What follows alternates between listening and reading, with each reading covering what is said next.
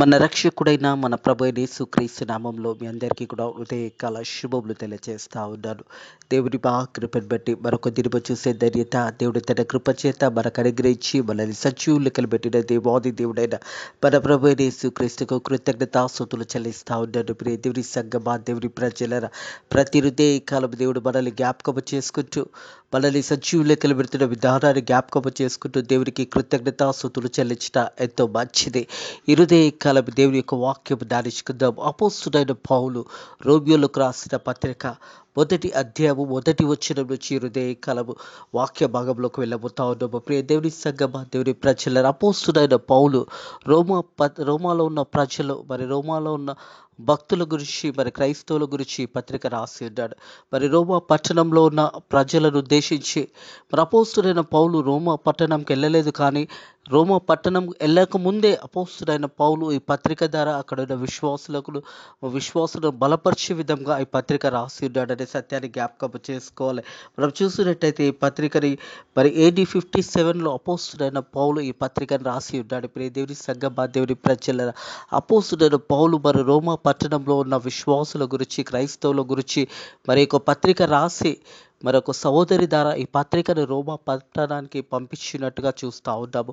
AD 57లో ఒక రోమా ప్రజల గురించి ఉద్దేశించి ఈ యొక్క రోమా పత్రిక రాసినట్టుగా చూస్తూ ఉన్నాము. మొదటి వచనం చూసినట్టయితే, యేసుక్రీస్తు దాసుడైన అపోస్తులుగా ఉండుటకు పిలువబడిన వాడును అనే మాట జ్ఞాపకం చేయబడుతుంది. ప్రియ దేవుని సంగమా, దేవుని ప్రజల ప్రతి ఒక్కరిని కూడా దేవుడు ఏర్పాటు చేసుకొని మనందరినీ కూడా ప్రతి హృదయకాలము దేవుడు మనల్ని జ్ఞాపకం చేసుకుంటూ మనల్ని పేరు పెట్టి పిలుస్తున్నాడనే సత్యాన్ని జ్ఞాపకం చేసుకోవాలి.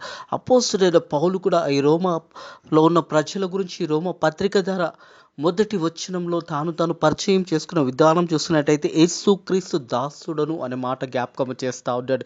ప్రియ దేవుని సంగమా, దేవుని ప్రజలరా, ఈ మాటలో ఎంతో తగ్గింపు ఉన్నది. అపోస్తుడైన పౌలు తాను తగ్గించుకొని దేవుడు అపోస్తులుగా ఉండుటకు పిలువబడిన వాడను అనే మాట జ్ఞాపకం చేస్తూ ఉన్నాడు. మనం చూసినట్టయితే అపోస్తుల కార్యము 9వ అధ్యాయంలో దేవుడు అపోస్తుడైన పౌలుగా ఏర్పాటు చేసుకున్న, అంత ముందుకు చూసినట్టయితే అతడు సౌలుగా జీవిస్తున్న కాలంలో దేవుడు ఏర్పాటు చేసుకున్నాడు. తన కొరకు ఒక సాధనంగా ఏర్పాటు చేసుకున్నాడు అనే మాట జ్ఞాపకం చేస్తూ ఉన్నాడు. మనం చూసినట్టయితే అపోస్తుల కార్యము 9వ అధ్యాయము 15వ వచనం చూసినట్టయితే, అపోస్తుల కార్యము 9వ అధ్యాయము 15వ వచనం చూసినట్టయితే ఈ రీతిగా రాయబడింది.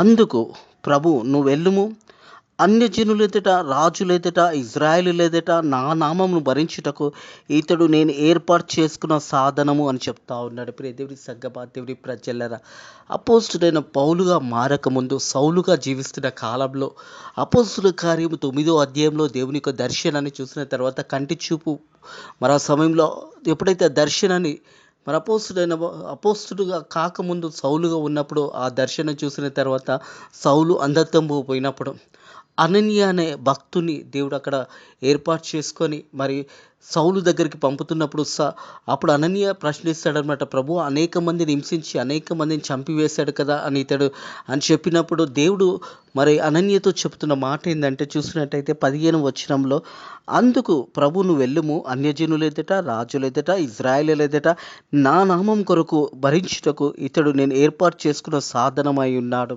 హల్లెలూయా. ప్రియ దేవుని సంగమా, దేవుని ప్రజలరా, మనందరినీ కూడా దేవుడు ఏర్పాటు చేసుకున్నాడు. ఒకప్పుడు అపోస్తుడైన పౌలు జీవితం చూసినట్టయితే సౌలుగా జీవిస్తున్న కాలంలో ఎంతోమందిని హింసించి ఎంతోమందిని బాధ పెట్టి ఉన్నాడు. ఎంతోమందిని చెరసాలలో వేయించాడు. ఎంతోమందిని మరణానికి అప్పచెప్పాడు.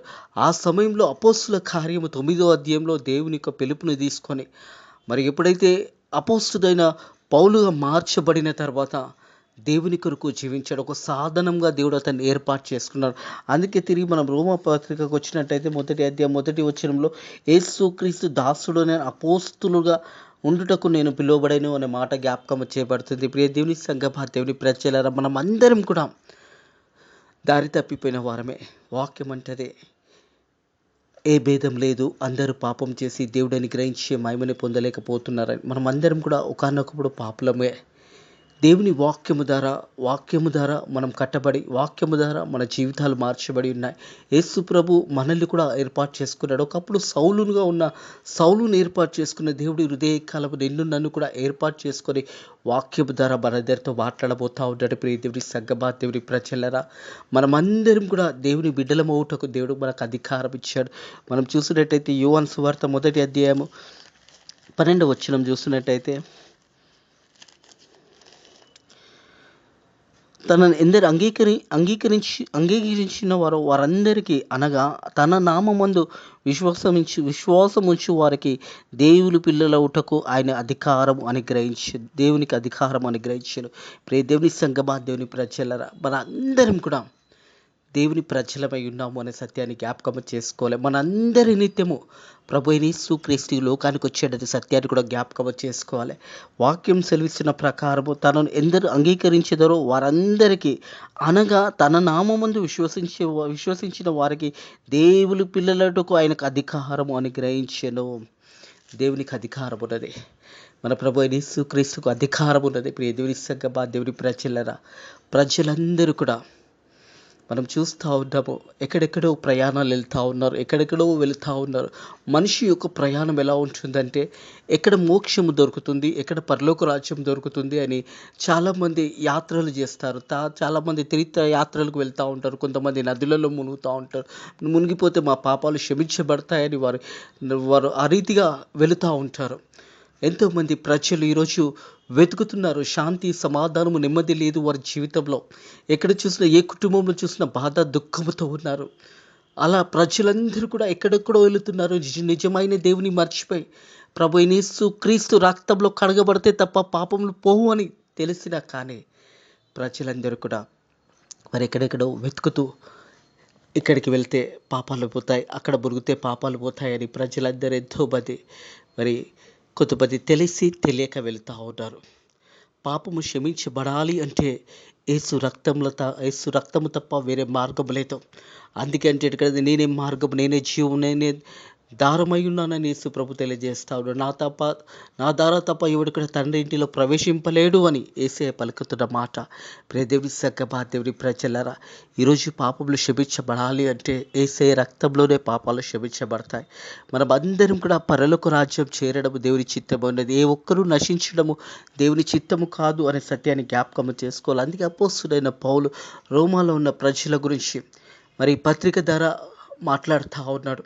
ఈ పత్రిక ద్వారా మనందరితో కూడా ఉదయకాలం వాక్యం ద్వారా అపోస్తుడైన పౌలు మాట్లాడుతున్న మాటలు గమనించినట్టయితే, దేవుని సువార్త నిత్యము ప్రత్యేకించబడిన పౌలు రోమాలో ఉన్న దేవుని ప్రియులందరికీ, అనగా పరిశుద్ధులకు ఉండుటకు పిలువబడిన వారందరికీ శుభమని చెప్పి రాయిచున్నదే. ప్రియ దేవుని సంగమా, దేవుని ప్రజలరా, దేవుని ప్రజలు ఎక్కడ ఉన్నా దేవుని వాక్యం అక్కడ ఉంటుంది. అందుకే అపోస్తుడైన పౌలు ఈ మాట ఇక్కడ జ్ఞాపకం చేస్తూ ఉన్నాడు. దేవుని సువార్త నిత్యము ప్రత్యేకించబడిన వాడినైన పౌలు రోమాలో ఉన్న దేవుని ప్రియులందరికీ, అనగా పరిశుద్ధులవుటకు పిలువబడిన వారందరికీ శుభమని చెప్పి రాయిచున్నదే. దేవుని ప్రజలు మరి రోమా పట్టణంలో ఉన్న దేవుని ప్రజలు పరిశుద్ధులుగా పిలువబడిన వారందరికీ శుభమని చెప్తూ ఈ పత్రికని ప్రారంభిస్తూ ఉన్నాడు. రోములు రాసిన పత్రిక 1వ అధ్యాయం ద్వారా అక్కడున్న విశ్వాసులందరికీ శుభమని చెప్పి ఈ పత్రిక రాస్తూ ఉన్నాడు. దేవుని ప్రజలు ఎక్కడ ఉన్నా కానీ దేవుని వాక్యం అక్కడికి వెళ్తుంది. వాక్యము ద్వారా దేవుడు తిరిగి వారితో మాట్లాడి వారిని బలపరుస్తాడు. అపోస్తుడైన పౌలు కూడా ఈ రోమా పత్రిక రాయడానికి ముఖ్య ఉద్దేశము అక్కడున్న దేవుని ప్రజల గురించి, మరక్కడున్న విశ్వాసుల గురించి పత్రిక రాస్తూ ఉన్నాడు. కింద ఉన్న మాటలను గమనించినైతే, మన తండ్రి అయిన దేవుని యందు ప్రభు అయిన యేసుక్రీస్తు నుండి కృపా సమాధానంలో మీకు కలుగును గాక. హల్లెలూయా. ఎక్కడ ఉన్నా దేవుని యొక్క కృపా సమాధానాలు మనకు తోడై ఉంటాయి అనే సత్యాన్ని జ్ఞాపకం చేసుకోవాలి. ఎక్కడైతే క్రైస్తవులుగా దేవుని ప్రజలుగా పిలువబడతారో అక్కడ ఉన్న ప్రజల గురించి అనేక మంది ప్రార్థన చేస్తారు. హృదయ కలివి పాటలు ఇచ్చిన ప్రియ సహోదర, ప్రియ సహోదరి, నువ్వు దేవుని బిడ్డవైతే నీ కొరకు అనేకులు ప్రార్థన చేసే ప్రార్థన పరువులు ఎంతోమంది ఉన్నారు అనే సత్యాన్ని జ్ఞాపకం చేసుకోవాలని ప్రభు పేరిట తెలియజేస్తూ, దేవుని యొక్క సమాధానము మనందరికీ కలుగును గాక. దేవుని యొక్క కృప ఆశీర్వాదాలు మనందరికీ కలుగును గాక. అపోస్తులైన పౌలు యొక్క వచనాన్ని వారికి జ్ఞాపకం చేస్తూ ఈ మాట చెప్తాం. మన తండ్రి అయిన దేవుని నుండి, మన తండ్రి అయిన దేవుని యొద్ద నుండి, ప్రభు అయిన యేసు క్రీస్తు నుండి కృపా సమాధానాలు మీకు కలుగును గాక. దేవుడు తన కుమారుడు మన ప్రభు అయిన యేసు క్రీస్తు విషయమై ఈ సువార్త పరిశుద్ధ లేఖనము తన ప్రవక్తల ద్వారా ముందుగానే వాగ్దానం చేసి యేసు క్రీస్తు శరీరం బట్టి దావీదు సంతానంగా మృతుల నుంచి పునరుద్ధానుడైన పరిశుద్ధుడైన ఆత్మను బట్టి దేవుని కుమారుడును ప్రభావంతో నిరూపించబడేను. హల్లెలూయా. దేవుని కుమారుడైన మన ప్రభు అయిన యేసు క్రీస్తు. అందుకే అంటారు కదా, యోహాను సువార్త 3వ అధ్యాయం 16వ వచనం చూసినట్టయితే, దేవుడు లోకం ఎంతో ప్రేమించెను, కాగా ఆయన తన అద్వితీయ కుమారునిగా పుట్టిన వానందు విశ్వసించి ప్రతివాడు నశింపక నిత్యజీవం పొందుటకు ఆయనను అనుగ్రహించెను. హల్లెలూయా. ప్రభు అయిన యేసు క్రీస్తు ఎదురిత్యమో శివుడంటే మనందరి పాపముల నిత్యమో మనందరినీ రక్షించడానికి యేసు ప్రభు ఈ లోకానికి వచ్చాడు. దేవుడు ఈ లోకంలో ఎంతో ప్రేమించాడు. ప్రియ కుమారుడైన ప్రభు అయిన యేసు క్రీస్తు ద్వారా ప్రతి పాపము కొట్టివేయబడడానికి యేసు ప్రభుని ఈ లోకానికి పంపించాడు. ప్రియ దేవుని సంగమా, దేవుని ప్రజలరా, మనందరి నిత్యము దేవుడు ఈ లోకానికి వచ్చాడు. అందుకే వాక్యం అంటుంది, దేవుడు లోకంలో ఎంతో ప్రేమించను, కాగా ఆయన అద్వితీయ కుమారునిగా పుట్టిన వానందు విశ్వసించి ప్రతివాడు నశింపక నిత్య జీవం పొందుటకు ఆయనను అనుగ్రహించెను. మనం చూసినట్టయితే రోమియోలకు రాసిన పత్రిక 1వ అధ్యాయంలో కూడా చూసినట్టయితే, సిన్ఫుల్నెస్ ఆఫ్ మ్యాన్ కైండ్, మరి పాపంలో నుంచి దేవుడు మనల్ని విడిపించడానికి, పాప బంధకంలో నుంచి మనల్ని విడిపించడానికి ప్రభు అయిన యేసు క్రీస్తు ఈ లోకానికి వచ్చి ఉన్నాడని సత్యాన్ని జ్ఞాపకం చేసుకోవాలి. మనందరి నిత్యము కల్వరి సిల్వలో వేసే ఆ రక్తపు ద్వారా ప్రతి పాపము కూడా కొట్టివేయబడింది. మాటను అపోస్తుడైన పౌలు ఈ రోమా పత్రిక ద్వారా అక్కడున్న ప్రజలను ఉద్దేశించి మాట్లాడుతున్న మాట చూసినట్టయితే, దేవుడు తన కుమారుడును మన ప్రభు అయిన యేసు క్రీస్తు విషయమై ఈ సువార్త పరిశుద్ధ లేఖనంలోనందు తన ప్రవక్తల ద్వారా ముందుగానే వాగ్దానము చేశాను. అనేక మంది ప్రవక్తలు ముందుగానే యేసు ప్రభు జననం గురించి తెలియజేశారు. యేసు ప్రభు ఎక్కడ జన్మిస్తాడో తెలియజేసి, యేసు ప్రభు ఎలా జన్మిస్తాడో ఇవన్నీ కూడా ప్రవచనాలన్నీ కూడా నెరవేర్చబడి ఉన్నాయి. యేసయ్య మనందరి నిత్యము ఈ లోకానికి వచ్చి ఉన్నాడనే సత్యాన్ని జ్ఞాపకము చేయబడతా ఉంది. యేసుక్రీస్తు విషయమై సువార్త పరిశుద్ధ లేఖనం నందు తన ప్రవక్తల ద్వారా ముందుగానే వాగ్దానం చేసి యేసుక్రీస్తు శరీరం బట్టి దావీదు సంతానంకు మృతుల నుంచి పునరుద్ధానమునకు పరిశుద్ధుడైన ఆత్మను బట్టి దేవుని కుమారుడును ప్రభావంతో మీరు పంపబడిన ఆయన నామం నిమిత్తము సమస్త జనుల విశ్వాసము విధేయులకు ఆయన ద్వారా మేము కూడా కృపను అపోస్తులుగా పొందితిమి. మీరు వారిలో ఉన్నవారు క్రీస్తు యేసు వారిగా ఉండుటకు పిలువబడి ఉన్నారు. హల్లెలూయా. మనమందరం కూడా దేవుని ప్రజలమైనకు పిలువబడి ఉన్నామన్న సత్యాన్ని జ్ఞాపకం చేసుకోవాలి. 1 కొరింథీయులకు రాసిన పత్రిక 1వ అధ్యాయము 3వ వచనం చూసినట్టయితే, 1 కొరింథీయులకు రాసిన పత్రిక 3వ వచనము, మన తండ్రి అయిన దేవుని నుండి ప్రభు అయిన యేసు క్రీస్తు నుండి కృపా సమాధానంలో మీకు కలుగును గాక. హల్లెలూయా. కృపా సమాధానంలో మీకు కలుగును గాక. ప్రియ దేవుని సంగమా, దేవుని ప్రజలరా, దేవుడు మనందరినీ కూడా ఏర్పాటు చేసుకున్నాడు. తన కృపలో మనం అందరం కూడా ఏర్పాటు చేయబడి ఉన్నాము. అందుకే వాక్యం ఏమంటుందంటే, మన తండ్రి అయిన దేవుని నుండి ప్రభు అయిన యేసు క్రీస్తు నుండి కృపా సమాధానంలో మీకు కలుగును గాక. మనందరికీ కూడా దేవుని యొక్క కృపా సమాధానంలో ఇప్పుడు ఎల్లప్పుడూ సదాకాలము కలిగి ఉండును గాక. అపోస్తుడైన పౌలు ఈ పత్రిక ద్వారా తెలియజేసిన ప్రాముఖ్యమైన సందేశం ఏంటంటే, యేసు క్రీస్తు అనే మాట ఇక్కడ ప్రభు అయిన యేసు క్రీస్తు మనందరి నిత్యము చనిపోయి తిరిగి 3 రోజులు లేచి ఉన్నాడని సత్యాన్ని జ్ఞాపకం చేస్తూ ఉన్నాడు. ప్రియ దేవుని సంగమా, దేవుని ప్రజలారా, మనం చూసినట్టయితే దేవుడు తన కుమారుడైన మన ప్రభు అయిన యేసు క్రీస్తు విషయమై ఈ సువార్త పరిశుద్ధ లేఖనంలోనూ తన ప్రవక్తల ద్వారా ముందుగానే వాగ్దానం చేసి యేసుక్రీస్తు శరీరం బట్టి దావీదు సంతానం అని దేవాది దేవుడు మన ప్రభు అయిన యేసుక్రీస్తు అబ్రహాము దావీదు సంతానం నుంచి ఒక మానవునిగా ఈ లోకంలోకి వచ్చి ఉన్నాడు. మనమందరం ఏ రీతి అయితే జీవిస్తున్నామో మన తీరిగానే యేసు ప్రభు జీవించాడనే మాట జ్ఞాపకం చేస్తాం. శరీరం బట్టి దావీదు సంతానంకు మృతుల నుండి పునరుద్ధానమునందు పరిశుద్ధుడైన ఆత్మను బట్టి దేవుడి కుమారుని ప్రభావంతో నిరూపించబడేను. హల్లెలూయా. మనందరి పాపముల నిమిత్తమై యేసు ప్రభు కల్వరి శిలువలో చనిపోయి మనందరి నిత్యము శరీరం అంతా కూడా రక్తము ముద్దగా మారిపోయింది. మనందరి నిత్యము శరీరం అంతా కూడా రక్తము మాంసము ముద్దగా మార్చబడి ఉన్నది. మనందరి పాపముల నిత్యమై ఆ కల్వరి శిలువలో ఆ వెలంతా కూడా యేసయ్య చెల్లించేశాడు. లేఖనంలో ప్రకారము చనిపోయి తిరిగి 3 రోజులేసి పునరుద్ధానుడైన దేవాది దేవుడు ఈ సమయంలో ఈ గడియలో కూడా తండ్రి కుడి పార్శ్వంలో కూర్చొని మన కొరకు విజ్ఞాపన చేస్తూ ఉంటాడు. మనందరినీ కూడా పిలుస్తూ ఉంటాడు. ప్రియ దేవుడి సంగమా, దేవుడి ప్రజలరా, మనం చూసినట్టయితే కింది వచనంలో చూసినట్టయితే యేసుక్రీస్తు వారుగా ఉండుటకు పిలువబడి ఉన్నారు. మనమందరం కూడా దేవుని చేత పిలువబడి ఉన్నాము. జగత్తు పునాది వేయకమునిపే ప్రేమతో మనలందరినీ కూడా యేసయ్య ఏర్పాటు చేసుకున్నాడు అనే సత్యాన్ని జ్ఞాపకం చేసుకోవాలి.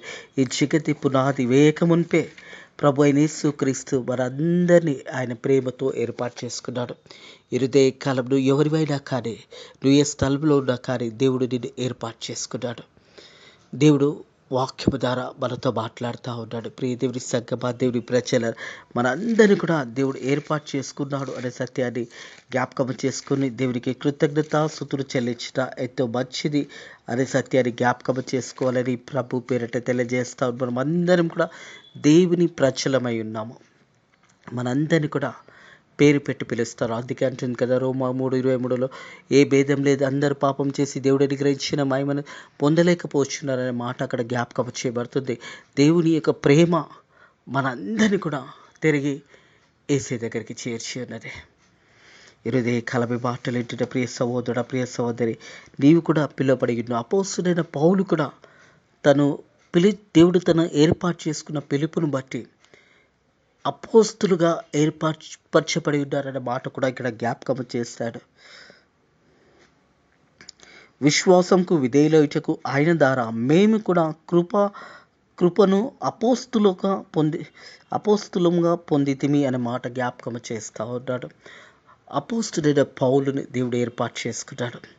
హృదయ కాలము ఒకవేళ నువ్వు దేవుని సన్నిధి నుంచి ఇంకా దూరంగా ఉన్నావేమో, నిన్ను కూడా హృదయ కాలము దేవుడు ఏర్పాటు చేసుకొని పేరు పెట్టి నిన్ను పిలుస్తూ ఉన్నాడు. మానవులుగా ఉంటున్న మనం అందరం కూడా పాపంలో ఉంటుండగా మనందరి నిత్యమై యేసయ్య లోకానికి వచ్చాడు. 2024 సంవత్సరముల క్రితం నీ కొరకు నా కొరకు యేసయ్య లోకానికి వచ్చి మన పాపముల నిత్యమై మన కొరకు ఒక మానవునిగా ఈ లోకానికి వచ్చాడు. ఒక మానవుడుగా మనం ఎలా జీవిస్తున్నామో మనము జీవిస్తున్న విధానాన్ని ఆ రోజే యేసయ్య మన కొరకు జీవించి విధానాన్ని చూపించాడు.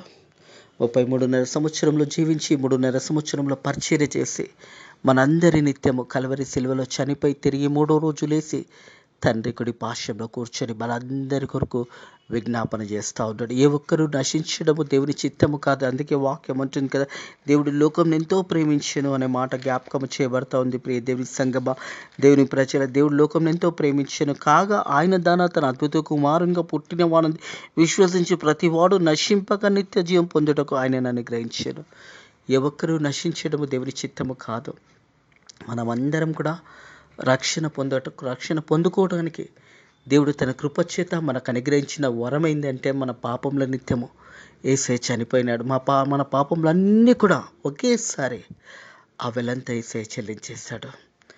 ఈరోజు నువ్వు విడిపించబడి ఉన్నావు, నువ్వు స్వతంత్రుడుగా ఉన్నావు. దేవుడు నిన్ను ఏర్పాటు చేసుకున్నాడు అనే సత్యాన్ని జ్ఞాపకం చేసుకోవాలని ప్రభు పేరిట తెలియజేస్తూ ఉన్నాను.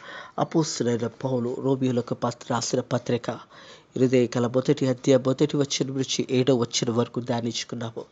దేవుడు అపోస్తలుడైన పౌలుని ఏర్పాటు చేసుకున్న తర్వాత అపోస్తలుడైన పౌలు మరి రోమా పట్టణాన్ని దర్శించక ముందే మరి అపోస్తలుడైన పౌలు ఈ పత్రిక ద్వారా అక్కడున్న విశ్వాసులతో గురించి మాట్లాడుతూ ఉన్నాడు. అక్కడున్న మరి దేవుని బిడ్డల గురించి మాట్లాడుతూ ఉన్నాడు. ఆ రీతిగా దేవుని వాక్యము అక్కడ వారి కొరకు ఈ పత్రిక రాసి పంపి ఈ పత్రిక ద్వారా దేవుడు వారితో మాట్లాడినట్టుగానే మనందరితో కూడా మాట్లాడుతున్నాడు అనే సత్యాన్ని జ్ఞాపకం చేసుకోవాలని ప్రభు పేరట తెలియజేస్తా ఉన్నాడు. హృదయ కలబిటి వాక్యము దేవుడు మీ హృదయాలను దీవించి ఆశీర్వదించి ఫలింపచేయును గాక.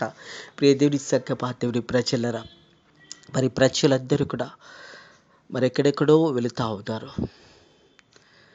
ఎక్కడెక్కడో మరి నెమ్మది కొరకు, సమాధానం కొరకు, కుటుంబంలో శాంతి సమాధానాల గురించి వెతుకుతూ మరి అనేక మంది ప్రజలు దూర దూర ప్రాంతాలకు వెళ్తూ మరి అక్కడ ఆ నదిలో మునిగితే పాపాలు పోతాయి, ఈ నదిలో మునిగితే పాపాలు పోతాయని ఎంతోమంది ప్రజలు మరి వారు తెలిసి తెలియక వెళుతూ ఉన్నారు. కానీ మనకంటూ ఒక నిరీక్షణ ఉన్నది. ఆ నిరీక్షణ ఏంటంటే యేసు రక్తంలో నువ్వు కడగబడితే, యేసు రక్తంలో నీ పాపాలు ఒప్పుకుంటే, యేసు రక్తంలో నువ్వు కడగబడినప్పుడు నీ పాపాలు క్షమించబడతాయి. ఒకవేళ నువ్వు మరణించినా కానీ నిత్య పరలోక రాజ్యానికి వెళ్తావు. ఎప్పుడు పరలోక రాజ్యానికి వెళ్తామంటే మన పాపములు మనం జీవించినప్పుడే, మన పాపాలను మనం ఒప్పుకున్నప్పుడు. మన పాపములన్నీ కూడా యేసే కలవరి శిలువలో ఆయన రక్తము ద్వారా ప్రతి పాపం కొట్టువేయబడింది. ఈరోజు కూడా ఉదయకాలం కూడా ఈ సమయంలో కూడా యేసయ్య నా పాపాలను క్షమించు అని నువ్వు ప్రార్థన చేయగలిగితే ఉదయకాలం యేసయ్య నీ పాపాలు క్షమించడానికి సిద్ధంగా ఉంటాడు. నీ పాపాలు ఒకసారి నువ్వు ఒప్పుకొని క్షమించబడిన తర్వాత, నీ పాపాలు క్షమించబడిన తర్వాత తిరిగి పాపం జోలికి పోకుండా నువ్వు చివరి వరకు దేవుని కొరకు జీవించినట్టయితే నిత్య పరలోక రాజ్యానికి వెళ్తావు. అట్టి కృప దేవుడు మీకు అనుగ్రహించిన కాక. అలాగే ప్రజలందరూ కూడా ఎక్కడెక్కడో వెళుతున్న ప్రజలందరూ కూడా తిరిగి దేవుని వైపు తిరుగును గాక. వాక్యాన్ని తెలుసుకొని వాక్యానుసరంగా వారి జీవితాలు కట్టుకొని అనేకులకు రక్షణ స్వార్థ ప్రకటించే బిడ్డలుగా ఉండాలి. అట్టి కృప దేవుడు అనుగ్రహించును గాక. ప్రార్థన చేసుకుందాము. Thank you Lord, thank you Jesus, thank you Holy Spirit. పరిశుద్ధుడ దేవానికి వందనములు, స్తోత్రములు తండ్రి. రోమియోలోకి రాసిన పత్రిక ద్వారా అపోస్తలుడైన పౌలు రాసిన పత్రిక ద్వారా మరి 1వ అధ్యాయం 1వ వచనం నుంచి 7వ వచనం వరకు మాతో మాట్లాడిన దేవానికి వందనములు, స్తోత్రములు తండ్రి. మాకు ఇచ్చిన సమాధానాన్ని బట్టి, కృపను బట్టి నీ కృతజ్ఞతాస్తుతులు చెల్లిస్తున్నాను తండ్రి. వాక్యం బిడ్డలు కూడా నైనా వాక్యానుసరంగా జీవించడానికి నీ కృప ద్వారా సాయం చేయండి. ఈ రోజంతట్లో కూడా నీ కృపలో మనల్ని దీవించి ఆశీర్వదించమని నజరేయుడైన యేసుక్రీస్తు నామములో ఈ ప్రార్థనని వేడుకుంటున్నాము తండ్రి. ఆమేన్. మన రక్షకుడైన మన ప్రభువైన యేసుక్రీస్తు యొక్క కృప సమాధానంలో ఇప్పుడు ఎల్లప్పుడూ సదాకాలము మీకు మీ కుటుంబములకు తోడై నీడయుడును గాక. ఆమేన్.